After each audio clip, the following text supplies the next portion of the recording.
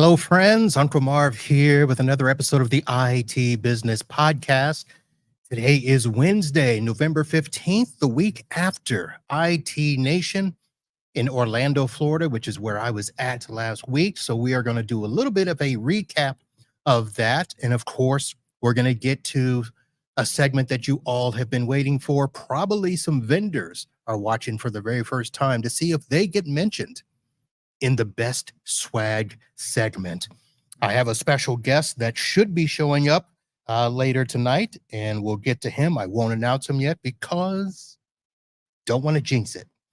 And of course, we've got Florida man stories. But first, let me go ahead and let you know that I like doing this show, and I like doing it for lots of reasons. Some of it is because of the stories, and today's story will highlight our presenting sponsor. I was at a job today, and it was a camera / door access control vendor who I can't go into the whole story, but this is a building that's been in the process of being built for 3 years, actually 4 years, because it was before COVID. And they had put in this door access and camera system that needed to go onto our network, and the gentleman wanted and actually demanded that the client open up ports on the firewall so that they could have remote access. And we kept saying, no, that's not going to happen. And today I got to meet the gentleman for the very first time as I went there to connect their equipment to our network for the very first time. They got their certificate of occupancy just a couple of weeks ago. So now we can go in and do all the stuff. I've got their network set up, multiple switches. We're going to have VLANs because they've got the office, the store, they've got a cafe, they've got this camera automation system, they've got some money systems.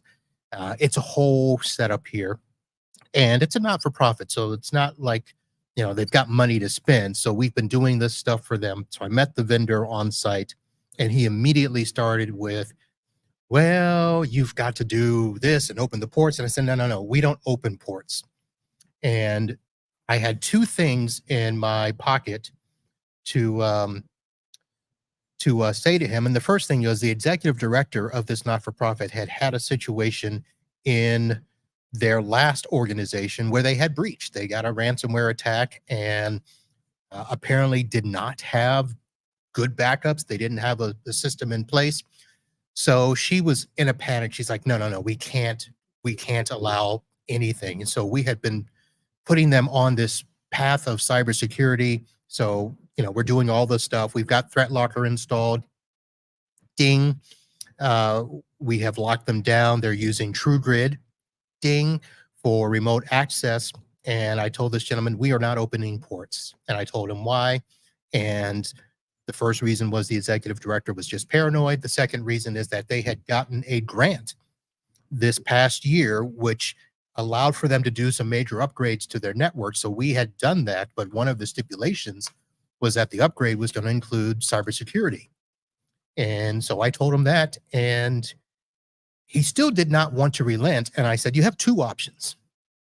I can open up ports, but you're going to do multi-factor authentication.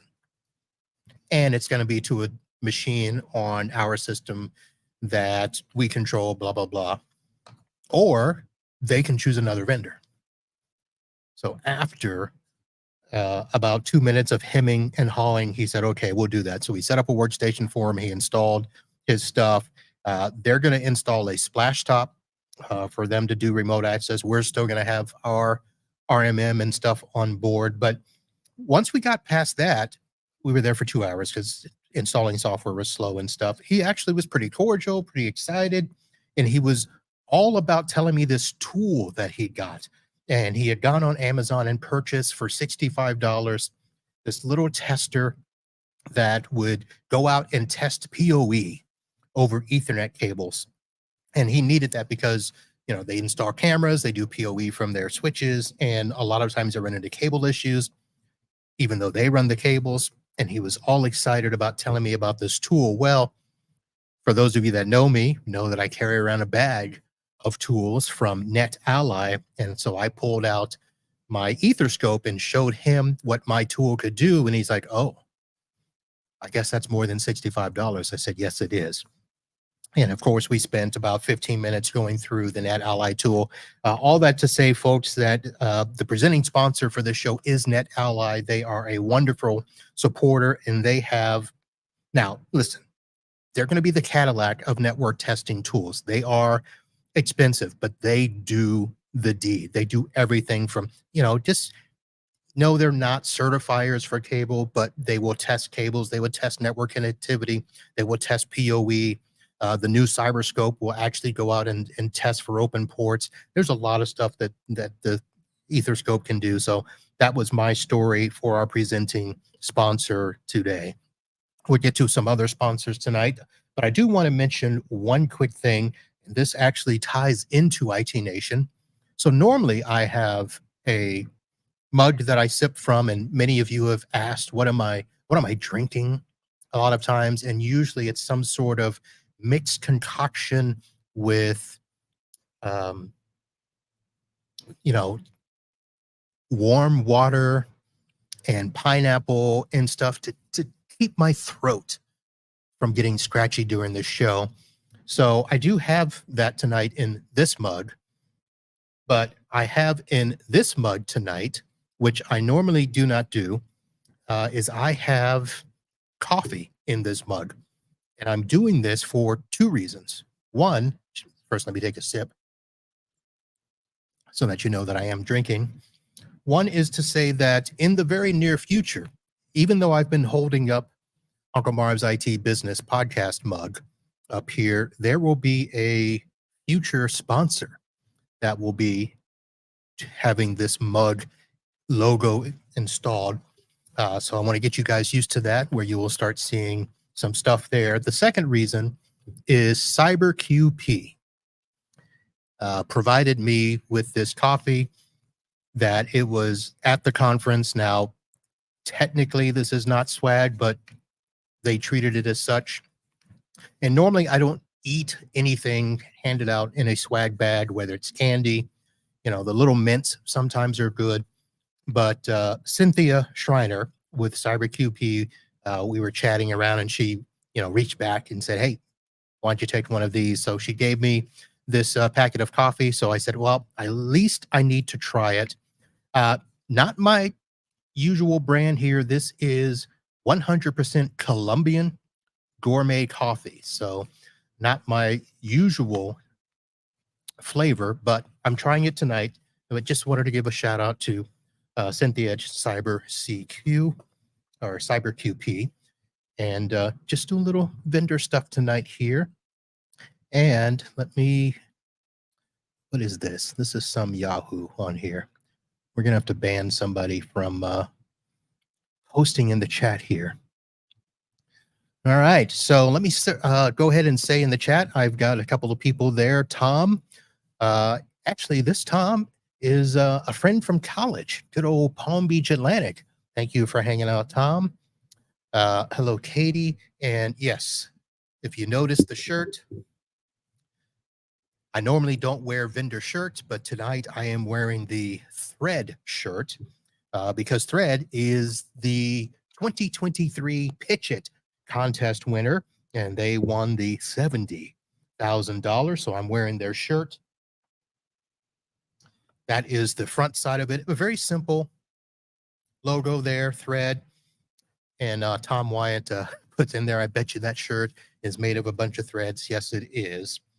So I will say quickly that here's the back of the shirt that basically says, don't be a maverick, join Thread. So it's a very interesting shirt back there. And at the very bottom, I'm doing a very terrible job if you're watching on the thing, death to the ticket. So that is the Thread apparel here. This will not go into the regular rotation, but I will be having Thread on an upcoming show, and we'll talk about their product and congratulate them on their win of PitchIT this year. Lady Giles is in the chat. Chilla Killa. whatever. Uh, and Tom just commented on the fact that he has a couple of bags of that coffee. I guess he'll try it. It's actually not bad. I'm not going to say anything bad about the coffee. It's coffee. It's good. It's just a little more of a bold flavor. I'm not a big Colombian coffee type person, but it's good. It works out great there. All right. So, IT Nation. So that was held this past November 8th through the 10th in Orlando, Florida at the Rosen Shingle Creek Resort. And if you heard one of my earlier shows, yes, it is one of those fabulous resorts, and very nice place. Got a lot of stuff. Now, I obviously didn't have time to go to anything because I was too busy with the conference, but I would say that if you are in Florida to go to SeaWorld, it's only a couple of blocks away. That would be a great place to hang out and stay with the family. Nice. I don't know about the rooms because I actually stayed down the road at another hotel, but from what I could see, very fabulous hotel there. Now, IT Nation this year, I think that they were close to 4,000 people there.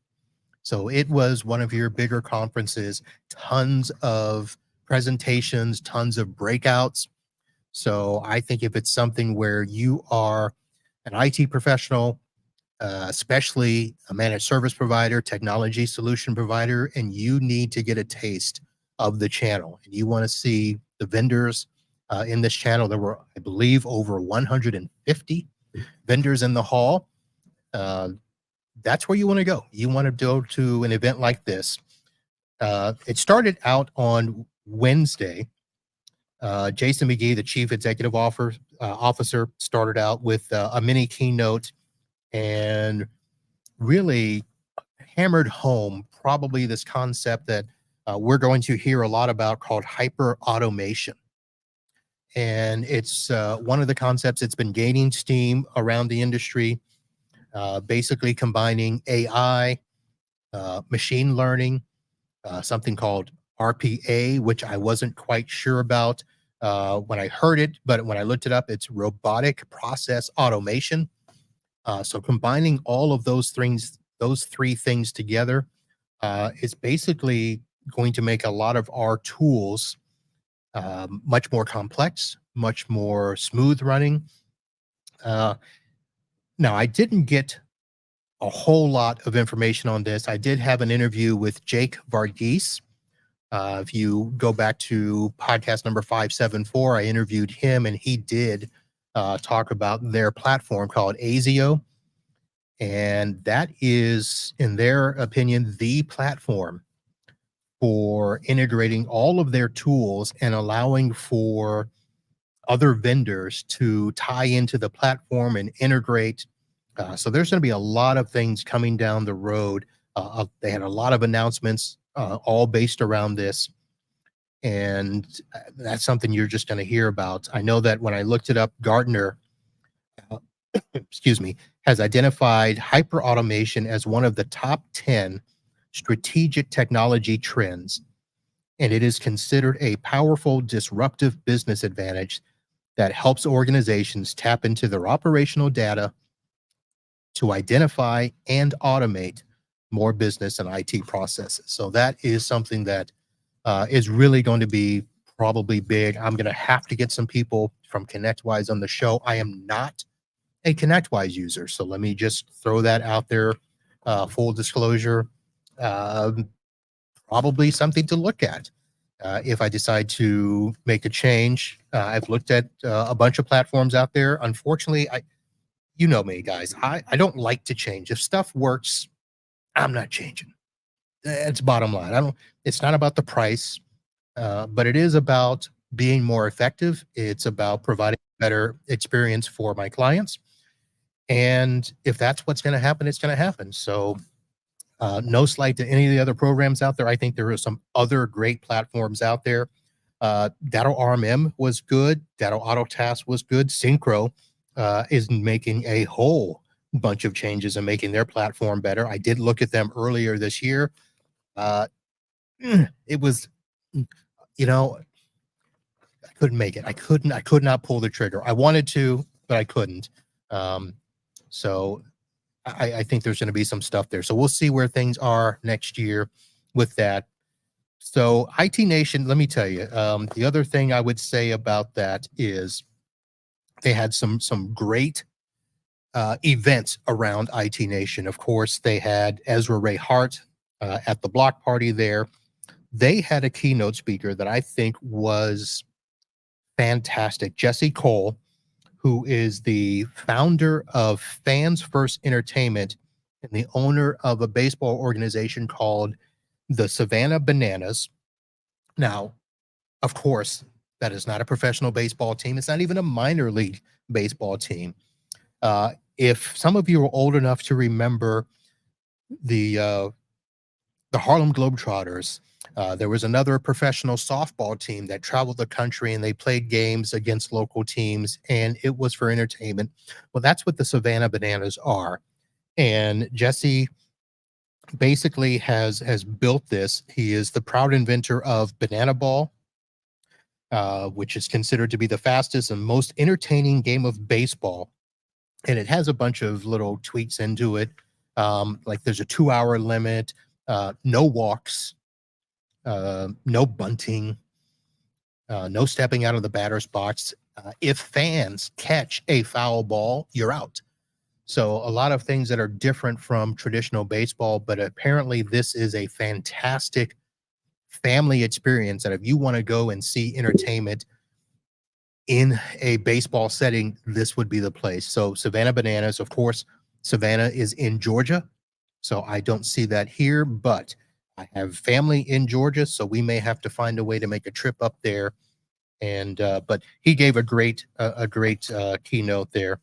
I'm not going to go too much into a lot of the keynotes, but there will be some links. I know that ConnectWise has been putting links out to some of this stuff out there, and they'll be talking about it in depth. But I just wanted to give a quick recap there. And I see in our green room, right on time, is our special guest. So let me go ahead and bring him on the screen now. Ladies and gentlemen, Justin Gilbert with the Channel Company in the house. Justin, how are you? Good. It's Channel Program, but there's a lot of channel companies with What did I say? The Channel Company? Yeah.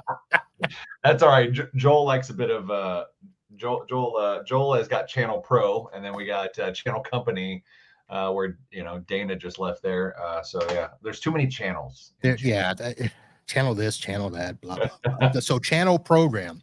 So unfortunately, Justin, I won't clean that up in editing. So don't worry about it. I have to live with that. So Justin, let me first, before we get too far into it, the last time people saw you on this program was a few years ago. You were with another organization. And let me see if I can get this correct, because here we go. This is going to be a challenge. Because you left and then you came back and then you got moved to another position inside the company. The company got acquired, and then you did something else, and then you moved twice since then, correct? No, so it was, so I was at App River, and then App River got acquired by a private equity firm, and then got acquired by Zix for like a year to an awesome company, Files.com, great guys. And then I got recruited to come back to now Zix at the time, and worked in their channel marketing, and then we got acquired by OpenText, and then I moved into running the sales team there, the MSP sales team. So that was my journey there. It was quite a few acquisitions, to be sure. And now you're at the Channel Program. And what is your official title there? Yeah, so I'm the VP of Sales here, and so it's essentially working. It's a little different. I don't recruit MSPs directly. Now I bring vendors into our platform to work with MSPs. Okay. All right. So let me just get this out of the way. Do it. So I'm doing my swag run, which is what we're going to talk about tonight. And I hear you off in the corner, Marv, come here. And my first thought is, what? You've been dodging me for 2.5 years. Why am I going to run over here now? And then you saw. And you were manning the booth there, and let's see, Matt was there. Who else was there? Kevin, I think you had the full. Was Kevin there? Yeah, and Kelly too. Yeah, Kelly too. I don't know Kelly. She's Sorry, Kelly. our marketing team. All right, sorry, Kelly. I don't know you, but I should. And you brought me over and said, you have got to see this. And I want to get into that a little bit later, but I just wanted to say the reason that you called me over, how in the world did you know that I was the person that you needed to seek out? So, when I was, and we'll get to you, like you said, we'll get to it in a minute. When I was coming up with these, one of the first thoughts in my head was that I wanted you to see them because I've seen your podcast before where, like, after a show you go over all the swag, which it sounds like such a silly thing on the surface to go through, but when you think about it, like, vendors don't have any actual, like, they don't have anyone to tell them, is this good swag, is this bad swag, should I do more of this, other than the only people who tell them that are the MSPs who just take everything, or other vendors who go, oh, that's really interesting, or the people who are selling them the swag. And so they don't have like another party to say, like, this is the great stuff. And so I remember I've seen it a couple of times when you've done it, and every time, and I remember my marketing team, they would send me links to it because we would then try to figure out how to get like the best swag when I was running channel marketing at Zix. So yeah, I've seen it before. I love it. It's that my thought when I was making these was exactly that I hoped you were going to be there this time. and I was. So let me do a quick recap for folks, because I know that there are some vendors watching this for the first time because they kind of got wind of this while I was there. So when I go to a conference, and I don't even know when this started. This probably started 3 or 4 years ago, where, listen, conference attendees like free stuff. Mm-hmm. But I was at the point where I'm like, I don't want your free stuff if I'm not going to use it. And that's kind of how it started. And, people would collect shirts, which are huge hits. Socks went big for a while, but I don't wear those things. Yeah. I don't, and it's weird. It goes back to me as a child. And, in the beginning was like, you didn't want to wear brand names because kids would then associate, you with either the brand, oh, you're wearing a brand, you're rich, or something. It was a weird thing. So I always wanted to wear my own shirts. Yeah. That's how I started, making shirts. But then it became, okay, if I'm going to take shirts, I want them to be good shirts. Mm-hmm. I need them to feel good. I need them to fit good, because a lot of times we do get, let's just face it. Oh yeah. The worst. Cheap crap. Yeah. So then I thought, you know what, rather than just being that picky, I'm just going to go around and grab as much swag as I can. And then I'll sit and evaluate it and give a critique on the swag. And so the first night or the first opportunity that a vendor hall is open, my only purpose that day is to run around and grab swag. So for first time vendors, they just are kind of like, what are you doing? Don't just grab my stuff and leave. And I have to explain, trust me, this is what I do. And then I come back the second opportunity and I do talk to vendors. I actually met a vendor. I don't even know how to say their name. It's either Av Point or Ave Point. They had this little cleanup kit. It's kind of like a Tide bar and a little hand sanitizer thing. Like TSA friendly one, yeah. Yeah. So, but they didn't want to give it to me unless they scanned me. And I'm like, no, I don't get scanned. And then I'm like, I'm the media, I'm this. And so, but I did go back and talk to them. They have a very interesting product. I'm going to try to get them on the show and talk about it. But it got to a point where I wanted to critique swag. Mm-hmm. And listen, here's the thing I do need to say. So for vendors that are watching, I understand swag is expensive and that you can't go out and get, the best quality. But if you're going to get products, let me do this for instance. Here is a pen that looks to be your very ordinary ballpoint pen. And when I go through the pens, one of the things I like a clickable pen. I know that that's a weird little thing. So any pens that have the top or twist or whatever, I don't like those. And then I like a pen that's got a good feel to it. It's, it's not too slick. Nice and I picked this pen up. I'm like, okay, I like it. It's got a good look. It's got a little black and silver, a little Raider look to it. But I don't know if you can see that clearly, but that is the only thing on their pen. And it looks like a logo. I have no idea who this is. Do you know what that kind of reminds me of? It reminds me of Dado's old shirts that they used to put out, like a Talk Nerdy to Me, with just a very small logo. Right. Like great, big, funny design and a very small logo. That's all they would have on there. Super small logo. But at least they had their logo on it. Yeah. That was a bit nondescript for sure. This has nothing.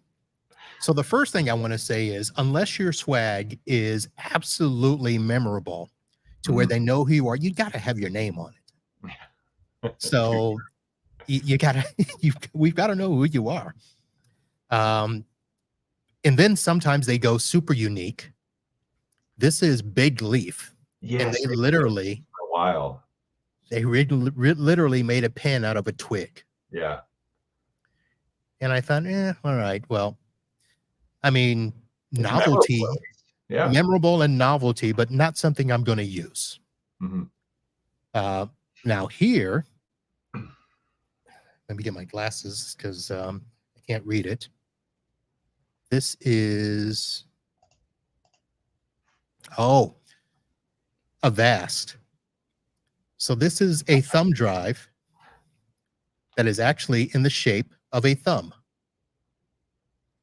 That's great. Did you see their shirts though? Their whole outfit and all of the stuff. I mean, they had this the whole dad, was it dad jokes? And their dad joke stickers. I grabbed one of those. I got a piece of swag to show you.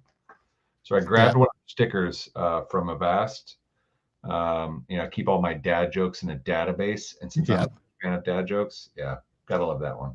Yeah, so they were a big contender with their total swag package. Between the thumb drive, the stickers, their standout orange Avast shirts. It's kind of like, well, I'm not going to wear that for sure because I'm not that bold in colors. And I need to give a shout out. Actually, I need to do two special shout outs. The first shout out I actually put on the Facebook. Solutions Granted has their utility pens. That it's a pen, it's a toolkit, it's a flashlight, it's a compass. Wow. And they have been close in the swag running for a couple of times here. And they weren't going to win this year. But on Friday, I had to go visit a client.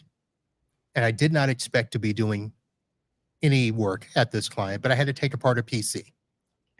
Didn't have my usual toolkit, but I had in the swag bag the Solutions Granted tool. So I actually pulled that out, used it. So a very special shout out to Michael over at Solutions Granted, who's tried his darndest to get me to give him the swag prize. And he even stuck Corey and Lisa Loco on me. It didn't work. I want to give another special shout out. One of the big things that is a big thing for me is because of the amount of swag that's there. I don't know if you remember years ago, there were very few bags at the conference. Oh, yeah. So you usually got one bag, which I think Dado became known for the bag. Yeah, I have at the front door. Yours back there. That one is theirs. Yeah. Yeah. So one thing I told people is you got to have a bag. Have more bags. If you want to get noticed, get your bags, have them nearby. So there's probably like 10 bags at this conference. So that was cool. But I basically was blowing off Barracuda at their booth in their swag. And by that time, I think I had 2 bags. And they're like, how would you like to take one of our bags? I'm like, at first, I'm like, okay, it looks like a little cheap little nylon shop. He goes, oh, no. This bag holds 75 pounds. It can hold both of those bags. So I went ahead and took it, and they were, this is a big bag. So talk about the amount of swag you can get in this. It's a big. But you know, the other reason I like bags like that, just in general. So I'm a big, I'm a one bagger myself. Like I bring one bag on airplanes when I travel, and I like having a smaller little portable bag that folds up really flat, so I can bring it out when I'm walking around the city or walking around a convention. And like that bag is perfect for folding up super flat, so you can just shove it in with your clothes. Yeah, so you get a smaller bag to bring with you. Love it. It's good stuff. So a shout out to Barracuda, and listen. If they hadn't have pushed me, I wouldn't have gotten the bag. But now I got the bag. I gave them a shout out here on the show. I don't think it'll amount to anything, but maybe they'll come on in the future as well. So that brings us now to the top contenders here. I want to go ahead and mention in third place, taking on the apparel category. And I met a new person there named, I think his name is Dalen. And so I probably got more shirts this time than I've gotten. I've gone away with a lot of shirts. But this shirt really stuck out to me for a couple of reasons. One, it was a nice quality shirt. Now, shirts that are very lively, very colorful, have a big picture, usually those are the things that grab your attention. This one,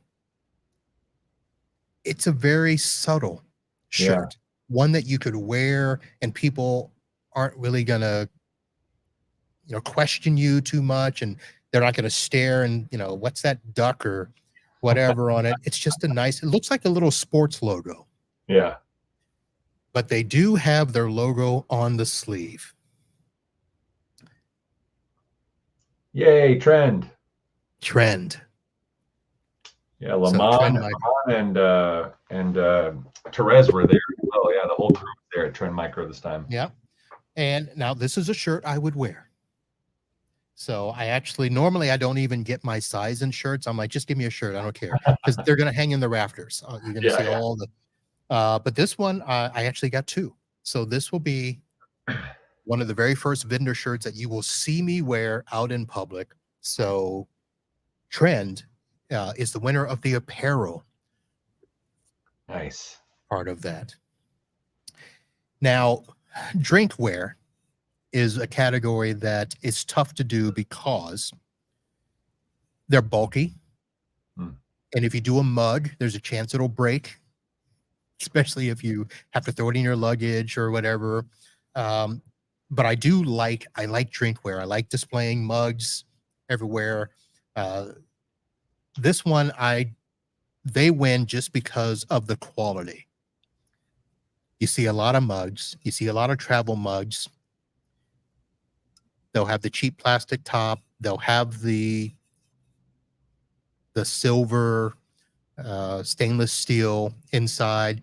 But this is actually from the Compliancy Group, a Yeti mug.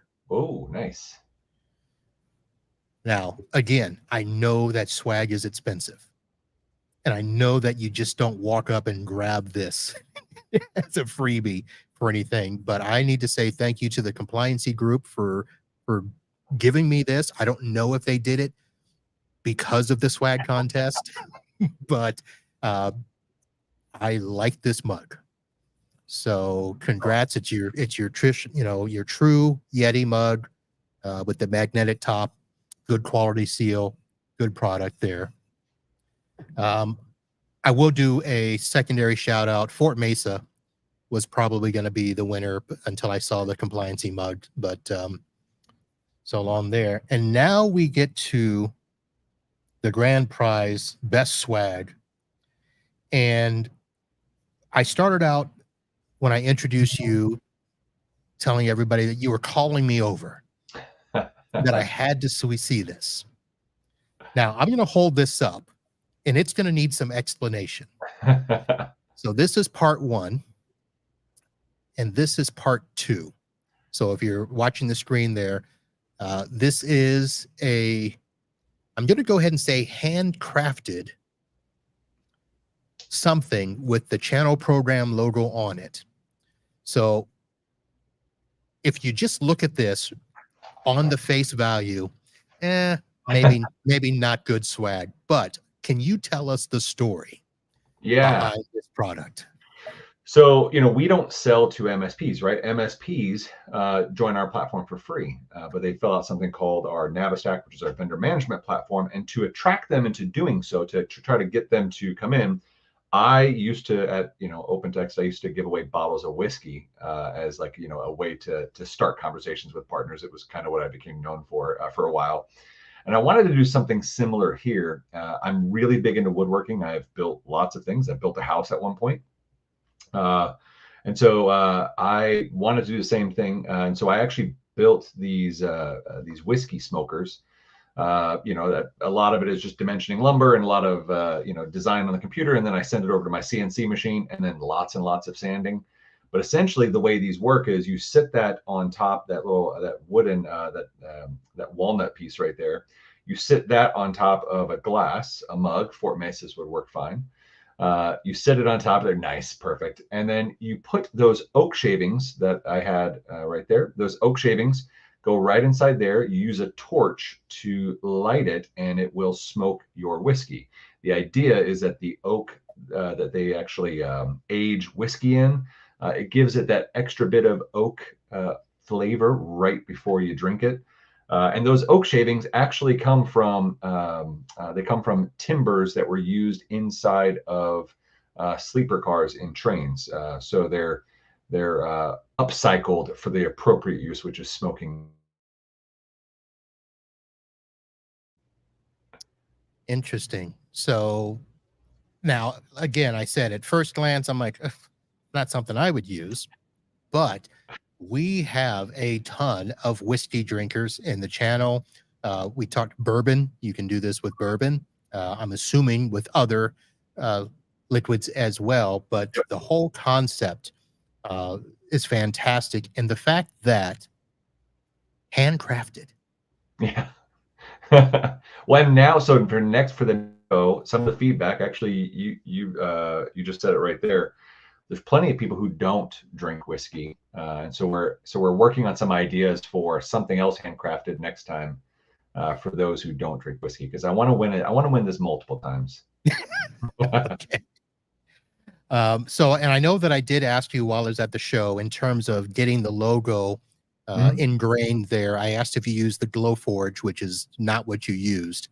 But yeah, so I do have a laser engraver that I did for some of them, which is similar to like what Glowforge does, but this is a CNC, so it's a Onefinity CNC, and it's a very loud, very expensive machine that does actually it's less expensive than the Glowforge, surprisingly.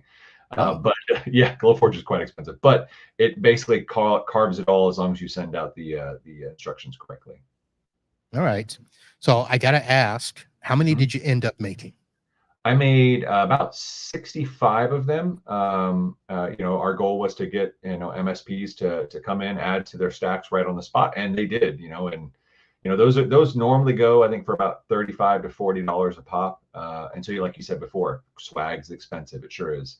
But there's definitely times when expensive swag is worth it if you're trying to get meetings. If you're trying to, I think a lot of vendors really need to look at the ROI. Like if you're trying to get a meeting with someone, how much would you pay for that meeting? How much is it worth it to you?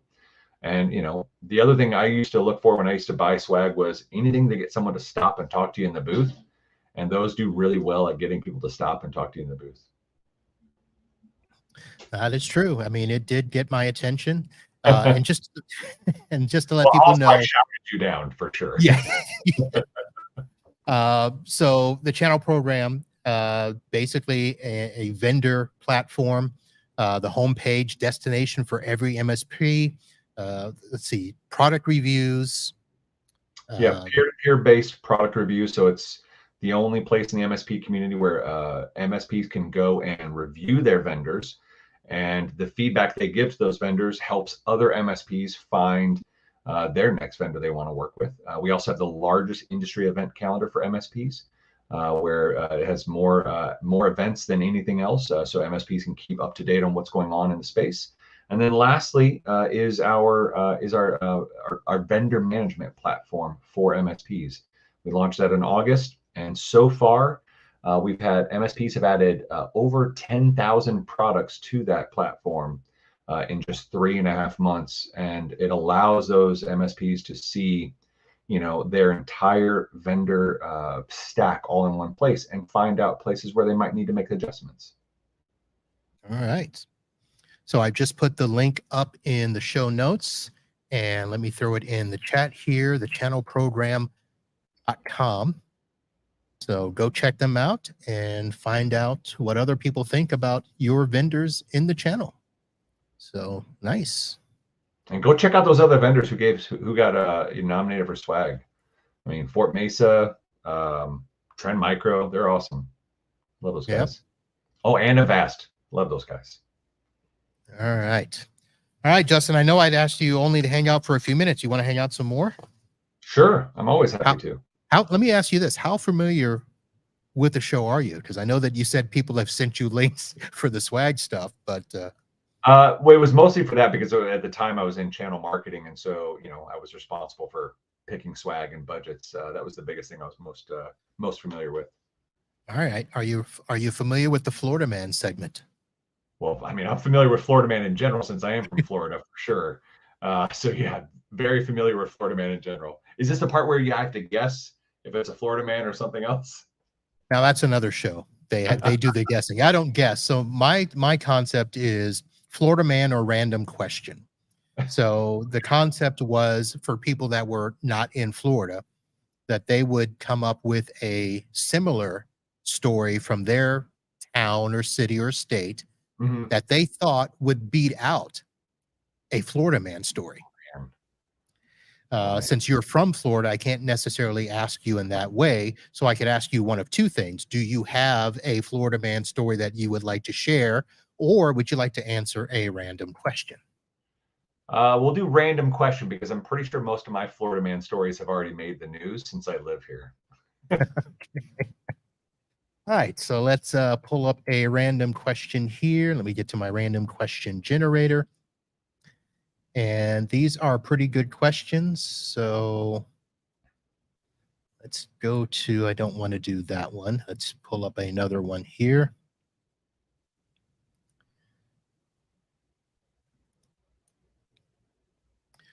Oh, this will be interesting. What is your favorite memory from a volunteer or charity experience? Ooh, favorite memory from a volunteer charity experience. Man, I'm really selfish. I'm in sales, so I'm really selfish. I never volunteer. No. Yeah, I mean, a lot of the volunteer stuff that I've done has been stuff to help out with, my son's school and the different things there. Bike race type stuff that they do at the school. Those are always some of my favorite. Helping out with, my wife does a lot of stuff. She's like the school mom sort of thing. Like she does the class mom. And I like going in to be able to help out with the bike races. The kids will do a big bike race, and I'm a big guy who likes to also ride. And so, yeah, that's one of my favorite things, getting to see kids all light up around, riding bicycles. Nice. All right. Well, had you come up with a Florida Man story, this is what you would have been going up against. Oh, Lord. This story was from yesterday. And the title is old. It's not even a day old. Oh, God, that's how many stories there are in Florida. Yep. And there were a couple today that I thought, but this one is in honor of my good friend Chad from Canada, who loves a good Florida Man story that involves alligators. Okay. This story, the title is Florida Man was keeping 5 alligators in bathtub. Wow. So a Florida man is facing charges after an anonymous tip led wildlife officers to find 5 young alligators in his bathroom. So so many questions. Robert Lee Robinson. Well, that definitely sounds like a Florida man name for sure. There we go. Was arrested on criminal charges for personal possession of wildlife without a permit.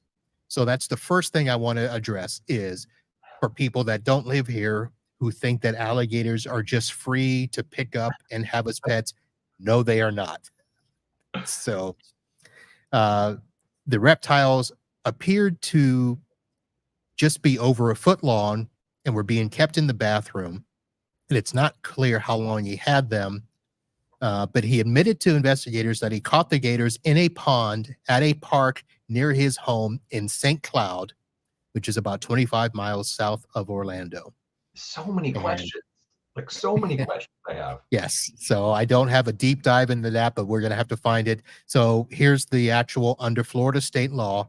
Capturing alligators or their eggs is a third-degree felony that can land someone in jail for up to 5 years.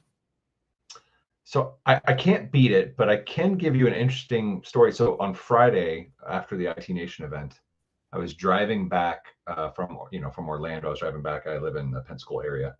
And I was driving back and I stopped at a gas station and I look and there's a sign that says, and I didn't go in because I had no desire to become the next Florida man story.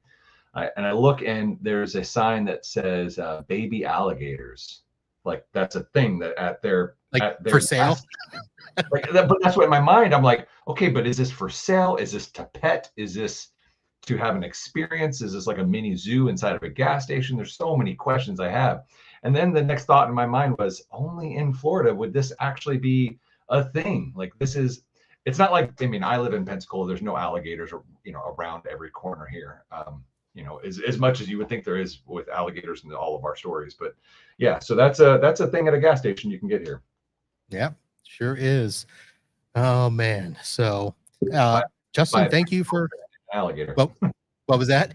To buy a pack of smokes and an alligator. That's right. We've got extra clearance. So, Justin, thanks for hanging out here.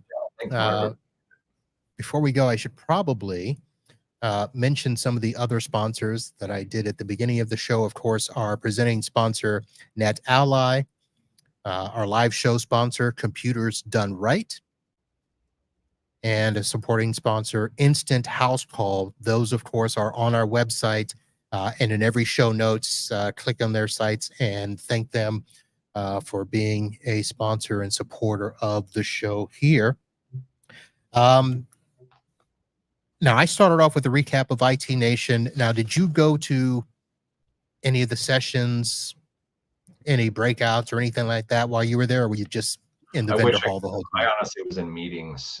Luckily, I was in meetings, talking to vendors and MSPs pretty much every day, all day. So I didn't get to go to any of those, unfortunately. Well, that's fine. That's what you're there for, right? To get that one-on-one with partners and vendors and all that. Mm-hmm. Were they good? Did you get to go to them? I went to a couple. I actually was doing the media thing and getting interviews and getting content and talking to people. I did go to a couple. This is one of those, I think that if I were able to go back as a full attendee, it would be, a lot more opportunity to go, and especially those breakout sessions. I heard that those were pretty good. Yeah, I did attend the general sessions, but I did miss out on part of Friday. Like I said, I've got clients in the area, so I went to go see those Friday afternoon. So I missed out on a lot of the Friday stuff. I think Friday was the big day. Yeah. So. Yeah. It was, I know I was still talking to partners. Usually a lot of these events, I noticed that last day is really trails off really fast. Your meetings with your vendors and your partners, they tend to slack off. Whereas here, there were people still en masse in present all the way up until I left at around, I think 3 or 4, and there were still tons of people there. So it was impressive that they were able to keep that many people rooted there at the event all the way up until the very end. I will say this, in terms of scheduling the conference, a lot of times I get frustrated if a conference starts on a Sunday or a Monday. And then it only goes to Tuesday or Wednesday, and you're midweek. And yes, we're always rushing to get out. Personally, I don't like 3-day conferences. I'll just throw that out there. I think if you can't get it done in 2 days, and then get back to work, I think starting it on Wednesday, which technically Wednesday was not the official first day. That was supposed to be the pre-day. They did the PitchIT competition, but then Thursday and Friday were the 2 days. But having it in an area like Orlando, where people want to stay because they want to get to that weekend and go do some of the events around the area, that's probably why there are so many people still there. I mean, yeah, I mean, other conferences can learn from that for sure. I mean, because I don't, when you're a vendor now, we're different because we're a media company as well. But for the vendors that are there who are wanting to talk to MSPs, nobody wants to waste the entire last day of being there just talking to a few partners. So this one, I thought it was great. I thought they had tons of interaction right up to the very end, which is great. It's what you always want. It is. It is. All right. Well, Justin, again, thank you for coming out. It's funny that this is the way I had to get you on the show, is to get you to win the swag contest. But I want you to remember that it was me. I had a devious plan and I stuck to it, and I was set in my mission, and I'm just glad I accomplished it. It did. So now you know what this means. If you want to win multiple times, you really got to step your game up. All right, game on. I'm ready for it. All right, and congratulations to everybody else that I mentioned. I'll have a full list in the show notes for everybody there. And I know that we're coming up on the holidays. I will be doing a show next week before Thanksgiving. And I will also be doing my Black Friday preview as per usual. It's going to be a little different. I think I'm going to have 2 separate shows instead of trying to cram one big long show. I'm working with a couple of people where we're going to do little shows Monday through Wednesday. So be on the lookout for the Black Friday previews.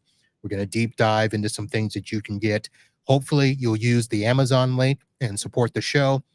Not a big commission, but 1-2%, adds up, and I can do great things like attend conferences and, judge swag for everybody here. We've got some other great podcasts coming up. As I mentioned, Thread will be on the show. I'm reaching out to the other PitchIT finalists that were there this year. We'll get them on the show, and some new vendors, like I said, that I met. Again, tons of vendors, new and old alike, and the channel that we'll be getting on the show. We'll finish out the year strong and be a lot of content. So stay on the lookout, folks. Justin, stay with me here as we end off the show. Ladies and gentlemen, that's going to do it for this episode of the IT Business Podcast. Head over to the website and see more shows, especially the audio ones. And we will see you soon. And until then, holla.